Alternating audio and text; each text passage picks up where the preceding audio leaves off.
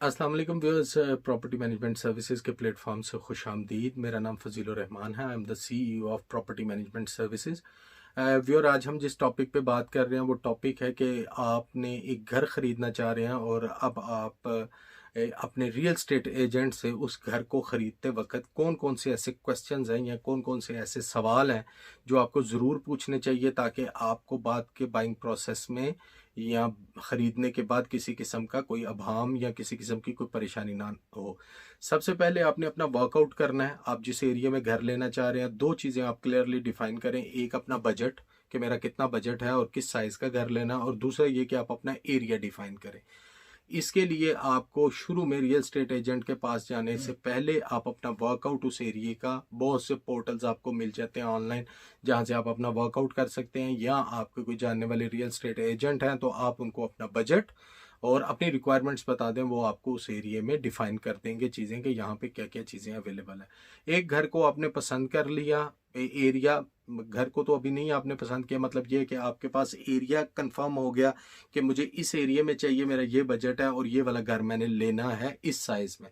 अब आप अपने रियल स्टेट एजेंट, रियल्टर या रियल स्टेट ऑफिस में गए हैं तो वहां पे जाकर आपने ये सबसे पहले उनसे जो बेसिक चीजें हैं वो आपको घरों के विजिट करवाएंगे।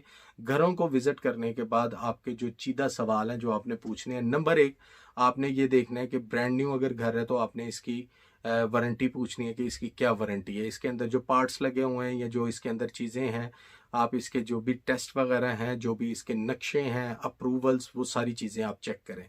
उसके बाद आपने उसके घर के इर्द गिर्द की सराउंडिंग को ज़रूर देखना है। कोई बात नहीं, एक तो जो इर्द गिर्द के नेबर्स हैं उनको आप नॉक करके पूछ सकते हैं कि आप कब से रह रहे हैं, हम ये घर लेना चाह रहे हैं। बहुत सी ऐसी इंफॉर्मेशन है जो आपको आपके हमसाए भी दे देते हैं, कब से ये घर बन रहा था, कि किसने बनाया, क्या नया बनाया। रियल स्टेट एजेंट तो आपको बता ही रहा है, मगर आप अपनी भी थोड़ी सी तसल्ली करें। तीसरी चीज, आप अपने रियल स्टेट एजेंट से जो पूछें कि इसके मेंटेनेंस चार्जेस क्या हैं। बहुत सी सोसाइटीज अब मेंटेनेंस चार्जेस या टैक्सेस वगैरह लेती हैं जो पर मंथ की सूरत में आते हैं, वो आप पूछ लें ताकि आपको कल को किसी परेशानी का सामना ना करना पड़े। चौथी चीज़ आपने उसके अंदर पूछनी है कि उसके अंदर अगर कोई भी जैसे ट्रमाइड वगैरह का अगर कोई उन्होंने स्प्रे किया है या उसका पूरा प्रोसेस किया है तो उसका सर्टिफिकेट ज़रूर लें, क्योंकि 10 साल के लिए ये सर्टिफिकेट मिलता है। ये आपके लिए बाद में काम आएगा कि किस कंपनी से करवाया था, उसका सर्टिफिकेट दे दें। दीमक का सबसे पहले ख्याल रखें घर के अंदर। आप इसके अंदर पांचवी चीज, आप इसके अंदर दरवाजे चेक करें, लकड़ी वगैरह कौन सी इसके अंदर यूज की गई है। ये तो वो बेसिक चीजें जो घर के अंदर आप देखेंगे, ये तो बड़ी डिटेल में चला जाएगा, मगर मैं आज इसके अंदर क्योंकि कवर कर रहा हूँ टेक्निकल इश्यूज को आपने कवर इस तरह करना है कि क्या वारंटीज हैं, क्या सर्टिफिकेट है, नेबरहुड से पूछें। उसके बाद आपने घर को देखा, आप रियल स्टेट ऑफिस में गए, वहां पे जाके जो आपने सबसे पहले डिस्कशन करनी है वो है आपकी टर्म्स एंड कंडीशन। आपकी पेमेंट से पहले एक अजम्पशन है कि वो कहता है कि 1 करोड़ 10 लाख रुपए या 1 करोड़ 25 लाख रुपए की एक 5 मरले के घर की डिमांड है। तो आपने सबसे पहले टर्म्स एंड कंडीशन पूछनी है कि टर्म्स एंड कंडीशन क्या है, कितने टाइम में मुझे ये पे करना है, और इसकी टर्म्स एंड कंडीशन क्या होंगी। क्या मैं ये ऑनर से खरीद रहा हूँ, क्या ये मैं बिल्डर से खरीद रहा हूँ, जिनसे मैं खरीद रहा हूँ क्या ये उनके नाम पे है या कोई थर्ड पार्टी बीच में पहले इन्वॉल्व है, किसी और रियल स्टेट एजेंट ने। डील्स को ऐसे होता है कि 2 3 4 5 रियल स्टेट एजेंट कर रहे होते हैं, तो कोशिश करें कि डायरेक्ट ऑनर के साथ आपकी जो भी डॉक्यूमेंटेशन हो वो ज़रूर होनी चाहिए ताकि कल को आपको कोई कवाहत, कोई प्रॉब्लम वहाँ पे ये ना आए। घर खरीदने से पहले एक तो ये चीज़ आपके जहन में होनी चाहिए कि आपने अपना जो पैसा है वो किस तरह डिफाइन करना है। नंबर 2, आपने एक रेट तय करना है। रेट तय करने के लिए आपके जो पहले उसके इर्द गिर्द की सराउंडिंग में मल्टीपल घर देखें। आप देखें कि प्राइसेस में फ़र्क क्यों है। एक घर एक 10 का है, एक घर एक 20 का है। डेफिनेटली एक तो लोकेशन मैटर कर रही होगी, दूसरा उसकी क्वालिटी भी मैटर कर रही होगी। अगर आपको क्वालिटी का आइडिया नहीं है चीज़ों का, तो किसी भी आर्किटेक्चर इंजीनियर को हायर करें, वो आपको उसमें गाइडलाइन देगा। किसी भी कॉन्ट्रैक्टर को हायर कर लें एक दिन के लिए कि यार प्लीज़ मेरे साथ चलो, थोड़ा सा क्वालिटी को चेक कर लो। ये चीज़ें आपने पहले चेक करनी है। ज़िंदगी का एक दफ़ा का डिसीजन है। सिर्फ खूबसूरती देख के कि ये घर बहुत प्यारा है और मुझे ये घर पसंद आया, वो ठीक है। जो चीज़ आपको पसंद आएगी आप वही खरीदेंगे, मगर उसके अंदर आपने जो चीज़ पहले डिफाइन करनी है, जो बहुत क्रूशल चीज़ है वो ये है कि क्वालिटी ऑफ दैट हाउस, जिसके अंदर आपने 10 साल 20 साल रहना है, आपने उसकी क्वालिटी को किसी भी सूरत में इग्नोर नहीं करना। और तीसरी आपके अंदर जो चीज़ आपने उसके साथ, जो जैसे मैं अर्ज कर रहा हूँ कि आपने उसकी डॉक्यूमेंटेशन और लीगलाइजेशन को आपने देखना है। नक्शा उसका मस्ट अप्रूव होना चाहिए जी, आपको कल को प्रॉब्लम ना हो। सुई गैस का कनेक्शन उसके अंदर अगर नहीं है तो क्या अप्लाई हो चुका है, गैस का मीटर उसका कब लगेगा, चीज़ें आप क्लियर कर लें पहले। और इनको मुतलका अदारों से भी पूछ लें कि ये कब तक लगेगा। ये ना हो कि कोई आपको घर बेच रहा है और वो कह रहा है 2 दिन बाद गैस का कनेक्शन लगेगा, और जब आप ट्रांसफ़र ले लेते हैं तो उसके बाद का आपको पता लगता है तो ये तो 1 साल का प्रोसेस है। उसके बाद बिजली का कनेक्शन, बिजली की वायरिंग वगैरह, उसके बाद पानी का कनेक्शन, आपने ये सारी चीज़ें वहाँ पे पहले देखनी है। और ये इनके जो स्टैम्प ड्यूटीज़ वगैरह ये होते हैं, बॉन्ड्स वगैरह जमा होते हैं, जैसे बिजली का कनेक्शन लगवाने के लिए जो फीसेस वगैरह पे होती हैं, उनकी रसीदें कोशिश करें कि उसकी रसीदें वगैरह आप ले लें, ताकि फ्यूचर में किसी भी अदारे को दिखाने के लिए आपके पास ये चीज़ें आपके काम आए। जब घर ले लें तो मीटर्स जो हैं वो अपने नाम पे ट्रांसफ़र करवाएं सबसे पहले, ताकि आपके कल को आपको ये मुख्तलिफ़ जगहों पे आपको इनकी ज़रूरत पड़ती है, बिजली और गैस के बिलों के, आपके टैक्स के रिटर्न के लिए, और इसके अलावा आपको बैंक्स वगैरह के अंदर भी ये ज़रूरत पड़ती है। अब आपने घर को डिफ़ाइन कर लिया है, ये सारी चीज़ें आपने सेटल कर ली हैं, आपके पास हो गई हैं। अब आप आएंगे एक बयाना की तरफ कि मुझे एक बयाना लिखना है। टोकन करने से पहले ज़रूर ज़हन में रखिएगा कि टोकन कंडीशनल कर रहे हैं या कंफर्म कर रहे हैं। ये एक बहुत बड़ा इशू है कि आप घर को देख कर गए हैं, आपने अगले बंदे को कहा है मेरे लिए होल्ड करो 2-4 दिन के लिए, मैं एक टोकन दे के जा रहा हूँ, तो कोशिश करनी है कि वो टोकन कंडीशनल हो। कंडीशनल और कंफर्म टोकन में ये फ़र्क होता है कि कंडीशनल टोकन में सेलर भी किसी वक्त भी बैकआउट कर सकता है, आप भी किसी वक्त बैकआउट कर सकते हो कि आपको चीज़ पसंद नहीं आई।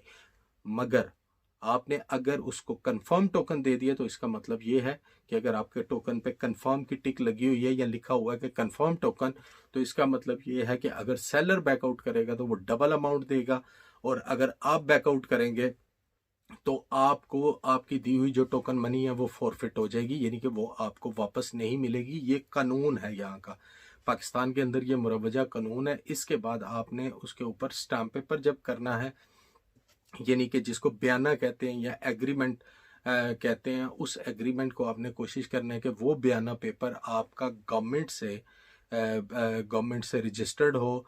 अब पंजाब बैंक से बयाना पेपर्स मिलते हैं, सेलर और बायर दोनों के CNIC कॉपी कि मैं सेलर हूँ, फलां जो बायर हैं वो अपना नाम शाम लिख के, वो स्टैम्प पेपर्स वहाँ से खाली मिलेंगे आपको पंजाब बैंक से। उसके बाद आप किसी भी लीगल एडवाइज़र के पास जाएं, लीगल एडवाइज़र को कहें कि इसकी तहरीर इस तरह, हमारी ये टर्म्स एंड कंडीशन तय हुई हैं, या अपने रियल स्टेट एजेंट को भी कहें, उनके पास भी लीगल एडवाइज़र होते हैं, वो टर्म्स एंड कंडीशन आपको जो लिख के दें, उसको साइन करने से पहले 12 दफ़ा उसको पढ़ें, क्योंकि लीगैलिटी में अगर कोई भी इशू हुआ तो जो आपने बयाने के अंदर लिखा हुआ है यही चीज़ें कल को रिफ्लेक्ट होंगी। कोशिश करने उसका टेम्पलेट लेके एक दफ़ा किसी लीगल एडवाइज़र से पढ़ा लें, और उसके अंदर अगर आपकी कोई शर्तें हैं, कोई नई चीज़ आपने ऐड करनी है, तो वो चीज़ें आपकी पहले डिफ़ाइन हो जाए।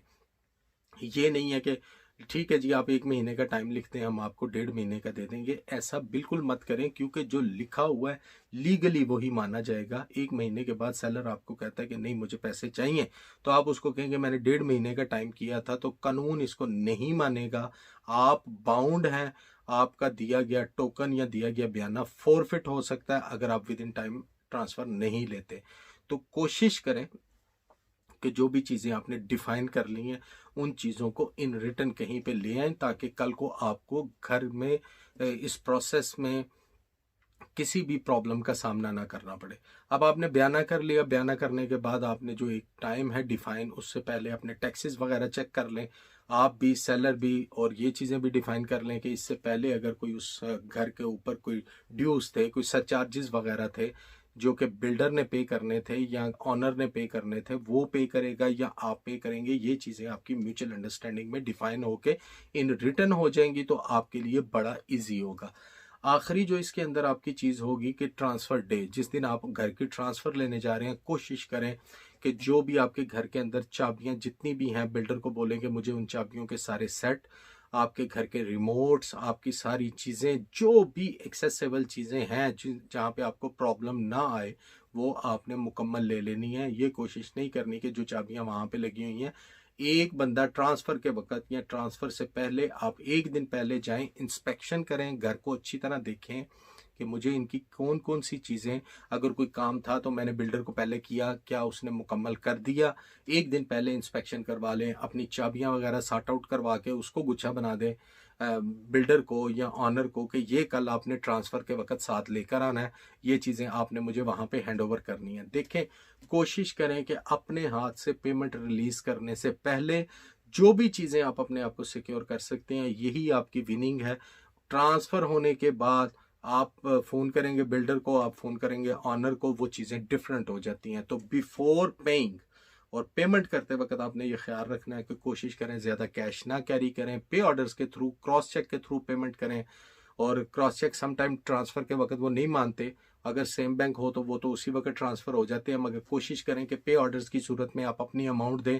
कल को आपके पास भी टैक्स रिटर्न में आपके पास एविडेंस हो कि मैंने ये पेमेंट्स फलां फलां साहब को पे की थी और मैंने ये घर ख़रीदा है।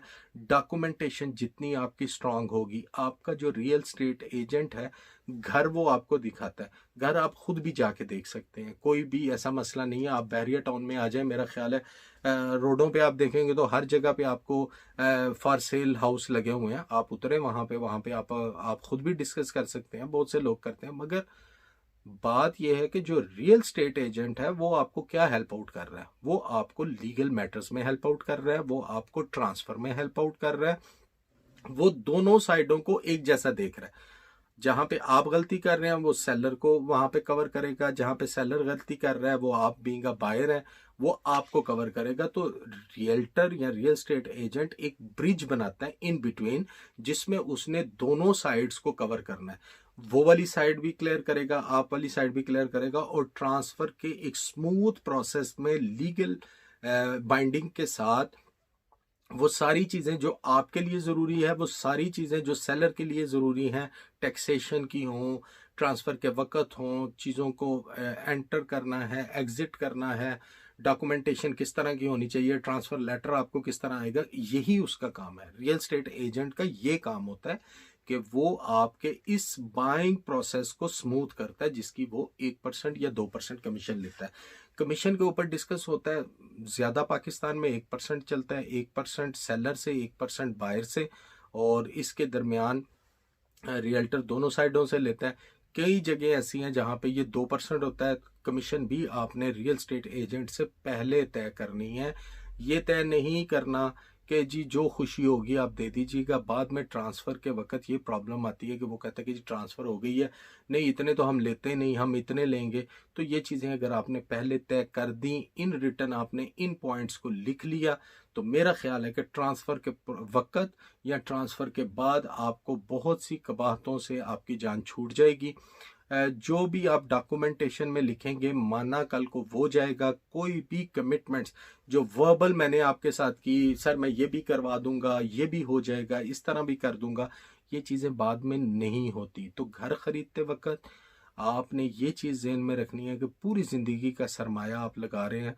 तो अगर उस वक्त आपको थोड़ा सा रूड होना पड़ता है या थोड़ा सा किसी के साथ अजनबी होना पड़ता है, तो कोई ऐसा मसला नहीं है। हदीस शरीफ है कि लेन देन करते वक्त एक दूसरे से अजनबी हो जाओ, तो अजनबी होना कोई बुरी बात नहीं है। जब आप अपनी डील को प्रोसेस कर लें, आप उसके बाद शुक्रिया कर सकते हैं अदा, ठीक है। वो कोई यही कहेगा कि रियल स्टेट एजेंट या जो बायर सेलर है वो ये सोचेगा कि ये बड़ा बंदा खुश्क सा है, बड़ा खपती सा बंदा है। मगर आप अपनी कोशिश ये करें कि आपकी चीज़ें, आपकी लाइफ टाइम सेविंग है जी। सेलर शायद 2 दफ़ा या 3 दफ़ा ये घर बनाएगा, और रियल स्टेट एजेंट शायद महीने में 30 घर इस तरह बेचना, मगर आपने ज़िंदगी में एक दफ़ा लेना है, आपने रोज़ घर नहीं लेना। इन एहतियातों को काइंडली कोशिश करें कि अपने साथ आप इनको कवर अप करें। अदरवाइज़ फिर ये होगा कि जैसे हमें बहुत से क्लाइंट्स के ये सवाल आते हैं कि हमने टोकन दिया और हमने ये किया और हमारे साथ ये भी कमिटमेंट थी, हमारे साथ वो भी कमिटमेंट थी। ये कमिटमेंट्स जब तक गवर्नमेंट के कागजों के अंदर इन रिटर्न नहीं आ जाएंगी, जो कि आपका बयाना पेपर है या जो आपकी टोकन बुक के ऊपर रिसिप्ट है, उसके ऊपर आपकी अगर टर्म्स एंड कंडीशंस डिफाइन है तो उसको लीगली माना जाएगा। हर जगह पे, हर फोरम पे आप उसको चैलेंज कर सकते हैं। इसके अलावा जितनी फॉल्स कमिटमेंट्स हैं चाहे वो सच्ची हो, कल को वो झूठी हो। मैं उनको फॉल्स कमिटमेंट इसलिए कहता हूँ कि वो इन रिटर्न नहीं है। जब तक इन रिटर्न नहीं है, आपके साथ एक चीज़ मैंने इन रिटर्न की ही नहीं, तो कल को मैं कहूँगा जी आपने तो मेरे साथ ये भी वादा किया था कि तुम घर लेके दो तो मैं तुम्हें गाड़ी ले दूंगा, तो ऐसा होता नहीं है। अगर इस तरह की कोई कमिटमेंट्स हैं तो वो आपको इन रिटर्न लिखनी है। कोशिश करें डॉक्यूमेंटेशन के ऊपर अपने रियल स्टेट एजेंट की बातों में जरूर उसकी बातें सुने, मगर उसको ये कहें कि ये डॉक्यूमेंटेशन आपने मुझे नीट एंड क्लीन करके देनी है, इसी के चार्जेस मैं आपको दे रहा हूं। ये डॉक्यूमेंटेशन के ही पैसे होते हैं। रियल स्टेट एजेंट एक ब्रिज है, आप ये ज़हन में रखिएगा, वो एक ब्रिज है जिसके एक साइड पे सेलर है, एक साइड पे बायर खड़ा है। उसने उस ब्रिज के अंदर अगर वो ट्रांजैक्शन थ्रू करवा दी, वो प्रोसेस कंप्लीट करवा दिया, तो he is a good realtor, या वो एक अच्छी कंपनी है रियल स्टेट की। अदरवाइज बातें करने के लिए कोई बंदा भी कमीशन नहीं देता। अमूमन देखा ये गया प्रैक्टिसेस के अंदर कि चीज़ें बेचते वक्त, चीज़ें डिस्कस करते वक्त बहुत सारी बातें होती हैं, मगर जब वो रियल में आती हैं तो वो चीज़ें डिफरेंट होती हैं। तो उसके लिए खुदारा उसको अगर आप पेपर्स में ले आएँ, डॉक्यूमेंट्स के अंदर ले आएँ, तो ये चीज़ें आपके लिए ज़्यादा आसान हो जाएंगी और आपके लिए ज़्यादा क्लियर हो जाएंगी। मैं उम्मीद करता हूँ व्यूअर्स, अगर आप इन एहतियात को, जो मैंने आपके साथ चीज़ें डिस्कस की हैं, इनको प्रिकॉशंस कह लें, इनको मेजर्स कह लें, अगर आप इन पे फॉलो करेंगे तो इंशाल्लाह आपकी ट्रांजैक्शंस जो हैं, घर ख़रीदते वक्त आपकी ट्रांजैक्शन बड़ी स्मूथ होगी और किसी भी जगह पे आपको कोई प्रॉब्लम का सामना नहीं करना पड़ेगा, चाहे वो रियल्टर साइड पे हो या चाहे वो सेलर साइड पे हो। इंशाल्लाह आपकी ये ट्रांजैक्शन स्मूथ होगी। अगली वीडियो में मैं कोशिश करूँगा कि आपको एक्सप्लेन करूं कि कमर्शियल प्रॉपर्टी को ख़रीदते वक्त किन चीज़ों को आपने मद्देनज़र रखना है, क्योंकि बड़ी महंगी प्रॉपर्टी होती है, वो बड़ा क्रिटिकल पार्ट होता है उसका। रेजिडेंशियल का मैंने अपनी पुरानी वीडियो में एक्सप्लेन कर दिया कि रेजिडेंशियल प्लॉट लेते वक्त आपको क्या एहतियात करनी है। आज मैंने आपको घरों के लिए बताया। अगली वीडियो में मैं इंशाल्लाह आपको एक्सप्लेन करूँगा कि कमर्शियल ख़रीदते वक्त आपको अपने रियल स्टेट एजेंट से क्या सवाल पूछने हैं और क्या क्या चीज़ें हैं जो आपने प्रिकॉशनरी मेजर्स के तौर पे लेनी है, ताकि आपकी वो ट्रांजैक्शन स्मूथ हो और आपको उसके अंदर कोई प्रॉब्लम ना आए। बहुत शुक्रिया viewers, thank you very much. इंशाल्लाह किसी और वीडियो के साथ आपकी खिदमत में हाज़िर होऊंगा। तब तक के लिए मुझे इजाज़त दीजिएगा। हमारा पसंद आए यूट्यूब चैनल ज़रूर सब्सक्राइब कीजिएगा, बेल आइकन का बटन दबाएं। वीडियो अच्छी लगे शेयर कीजिएगा लोगों के साथ, ताकि उनके नॉलेज में भी इजाफा हो। बहुत शुक्रिया व्यूअर्स, टेक केयर, अल्लाह हाफिज़।